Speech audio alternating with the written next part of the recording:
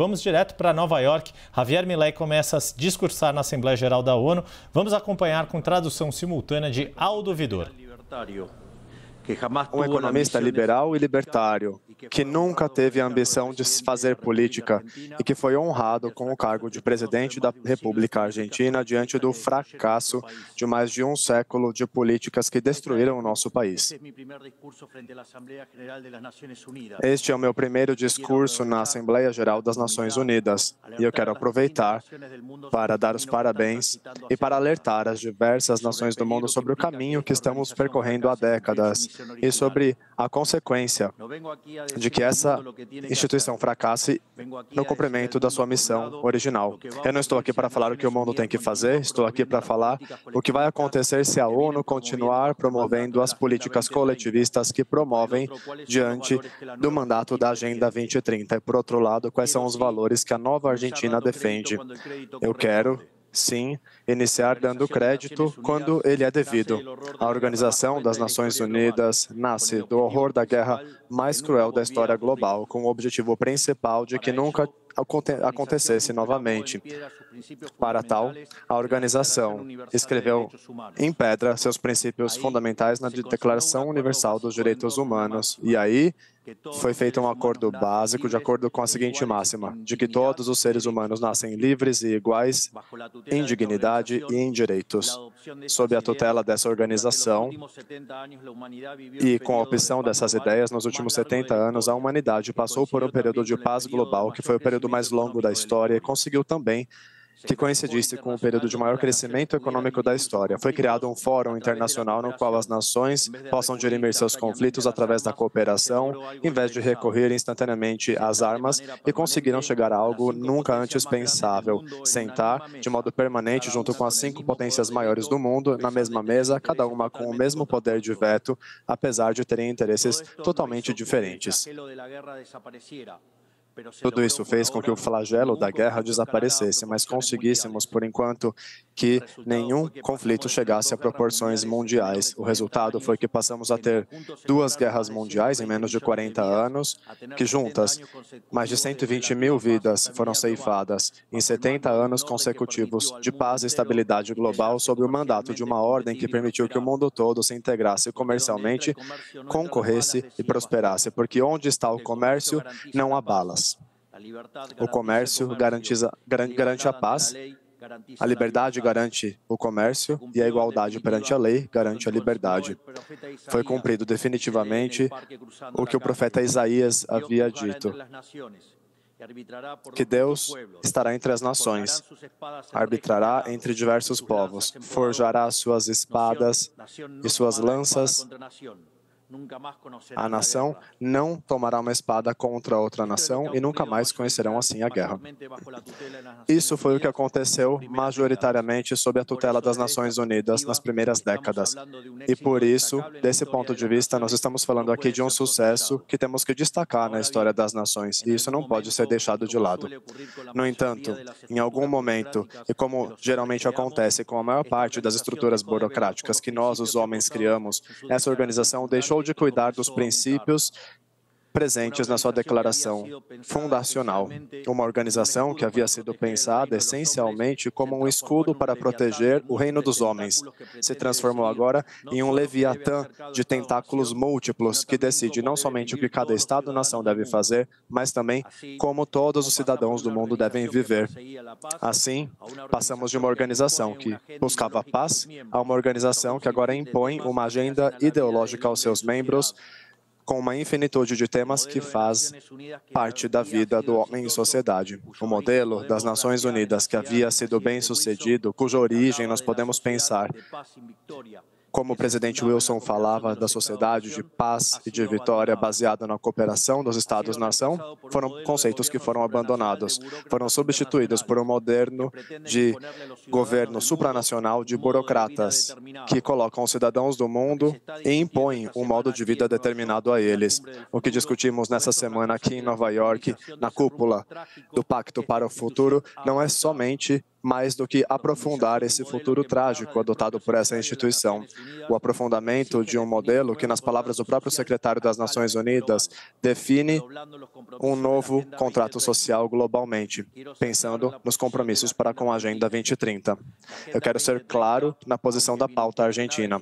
A Agenda 2030, ainda que com boas intenções em suas metas, não é nada mais do que um programa de governo supranacional de âmbito socialista, que pretende resolver os problemas da modernidade com soluções que atentam contra a soberania dos Estados-nação e violam os direitos à vida, liberdade de cada uma das pessoas. É uma agenda que tenta solucionar a pobreza, desigualdade e discriminação com uma legislação que somente as aprofunda, porque na história do mundo já vemos que a única maneira de garantir a prosperidade é limitando o poder do monarca, garantindo igualdade perante a lei e defendendo o direito à vida, liberdade e propriedade dos indivíduos. A opção dessa agenda, que obedece a interesses de privilegiados, é o que abandona os princípios da Declaração Universal dos Direitos Humanos da ONU, no que se refere ao papel dessa instituição, e a colocou num caminho equivocado. Assim, vimos como uma organização que nasceu para defender os direitos do homem se tornou uma das principais impulsionadoras da violação sistemática da liberdade, como, por exemplo, com as quarentenas globais durante o ano de 2020, que deveria ser considerado um crime contra a humanidade. Nessa mesma casa que diz defender os direitos humanos, permitiram a entrada no Conselho de Direitos Humanos de ditaduras sangrentas como a de Cuba e de Venezuela, sem nenhum tipo de abordagem específica. Nessa mesma casa que diz defender os direitos das mulheres, permitem a entrada no Comitê para Eliminação de Discriminação contra a Mulher, países que castigam sua mulher. E nessa mesma casa, sistematicamente, votam contra o Estado de Israel, que é o único país do Oriente Médio que defende a democracia liberal, enquanto já foi demonstrado ao mesmo tempo uma falta de capacidade total de responder ao flagelo do terrorismo. No plano econômico, moveram políticas coletivistas que atentam contra o crescimento econômico, violam os direitos à propriedade e pioram os processos econômicos nacionais, impedindo aos países do mundo de gozarem dos seus próprios recursos para que possam avançar. Regulamentações e proibições impulsionadas precisamente pelos países que se desenvolveram graças aos fatos que fizeram e que condenam os países que hoje o fazem. Há uma relação tóxica entre as políticas de governança nacional e os organismos de crédito internacional, exigindo aos países que comprometam recursos que não têm em programas de que não necessitam, o que os leva a dívidas perpétuas. Tampouco, pensando no Fórum Econômico Mundial, sob sua tutela, promovem-se políticas ridículas, como as políticas de emissão zero, que danificam sobretudo aos países pobres. Há políticas vinculadas aos direitos sexuais e reprodutivos, quando a taxa de natalidade dos países ocidentais está decolando, anunciando um futuro sombrio para todos. Tampouco a organização cumpriu satisfatoriamente a sua missão de defender a soberania territorial de seus integrantes. Como sabemos, os argentinos, em primeira mão, sabemos o que acontece com as Ilhas Malvinas. Chegamos a uma situação na qual o Conselho de Segurança, que é o órgão mais importante dessa casa, se desnaturalizou, porque, dentro dos seus integrantes permanentes, começaram a defender os seus próprios interesses particulares de alguns deles. É assim que estamos hoje, com uma organização impotente para a eliminação de soluções para com os verdadeiros conflitos globais. Pensando na invasão russa à Ucrânia, que custou a vida de mais 300 mil pessoas, levando aí mais de 1 milhão de feridos nesse processo. A organização que, em vez de lutar contra esses conflitos, impõe aos países pobres como e o que devem produzir, com o que devem se vincular, o que comer e em que acreditar. Querem ditar isso dentro do presente pacto para o futuro. Cheio de contradições, isso não veio gratuitamente. Isso afetou a credibilidade das Nações Unidas diante dos cidadãos do mundo livre, o que desnaturalizou as suas funções, e é por isso que eu quero fazer aqui uma advertência. Estamos diante de um fim de ciclo. O coletivismo e essa agenda global estão chocadas com a realidade e não há soluções críveis para oferecer aos problemas reais do mundo. Na verdade, nunca tiveram essas soluções. Se a Agenda 2030 fracassou, como já reconhecem os seus próprios promotores, a resposta deveria ser: esse não foi um programa mal pensado desde o início? Teremos que aceitar essa realidade e mudar o rumo. Não podemos pretender continuar no erro, dobrando a aposta de uma agenda que já fracassou. Mesma coisa que acontece com as ideias que vêm da esquerda. Pensam em um modelo de acordo com o que o ser humano deveria ser, segundo eles, e quando os indivíduos livremente agem de outra maneira, não tem uma solução melhor do que restringir, reprimir e cortar suas liberdades. Nós, na Argentina, já vimos com nossos próprios olhos o que, ao final desse caminho de paixões tristes leva: pobreza, embrutecimento, anarquia e uma ausência de liberdade, que é fatal. Ainda há tempo de melhorar esse caminho e mudar o rumo. Quero ser claro, para que não haja más interpretações aqui. A Argentina está vivendo um processo profundo de mudanças na atualidade e decidiu abraçar as ideias da liberdade. Essas ideias que dizem que todos os cidadãos nascem livres e iguais perante a lei, que temos direitos inalienáveis, entre os quais o direito à vida, à liberdade e à propriedade. Esses princípios que ordenam o processo de mudança que nós estamos agora levando a cabo na Argentina são também os princípios que guiarão nossas condutas internacionais a partir de agora. Nós acreditamos na defesa da vida de todos. Acreditamos na defesa da propriedade de todos. Acreditamos na liberdade de expressão para todos. Acreditamos na liberdade de culto para todos. Acreditamos na liberdade de comércio para todos e acreditamos em governos junto a todos. Ao mesmo tempo, o que acontece em um país impacta rapidamente os outros e acreditamos que todos têm que ser livres da tirania e da opressão, quer seja opressão política, escravidão econômica ou fanatismo religioso.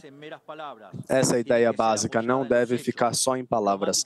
Tem que ser apoiada nos fatos, diplomaticamente, economicamente e materialmente, através da força conjunta de todos os países que defendem a liberdade. Essa doutrina da nova Argentina não é mais nem menos do que a verdadeira essência da Organização das Nações Unidas, ou seja, a cooperação de nações unidas em defesa da liberdade. Se as Nações Unidas decidem assumir os princípios que lhe deram início e o papel para qual foi concebida, contem com o apoio inexorável da Argentina na luta pela liberdade. Saibam que a Argentina não vai acompanhar nenhuma política que leve à restrição de liberdades individuais, comércio e violação dos direitos naturais dos indivíduos, não importa quem a promova e quanto consenso haja na instituição. É por isso que nós queremos expressar oficialmente o nosso dissenso sobre o Pacto para o Futuro assinado no domingo e convidamos a todas as nações do mundo livre que nos acompanhem, não somente nesse dissenso do pacto, mas na criação de uma nova agenda para essa nova instituição, a Agenda da Liberdade. A partir do dia de hoje, saibam que a República Argentina vai abandonar a posição de neutralidade histórica que nos caracterizou até hoje e vai estar na vanguarda da luta para a defesa da liberdade. Porque, como Thomas Paine dizia, aqueles que querem colher as bênçãos da liberdade devem, como homens, suportar o cansaço de defendê-la. Que Deus abençoe os argentinos e a todos os cidadãos do mundo e que a força do céu nos acompanhe. Viva a liberdade! Muito obrigado. On behalf of the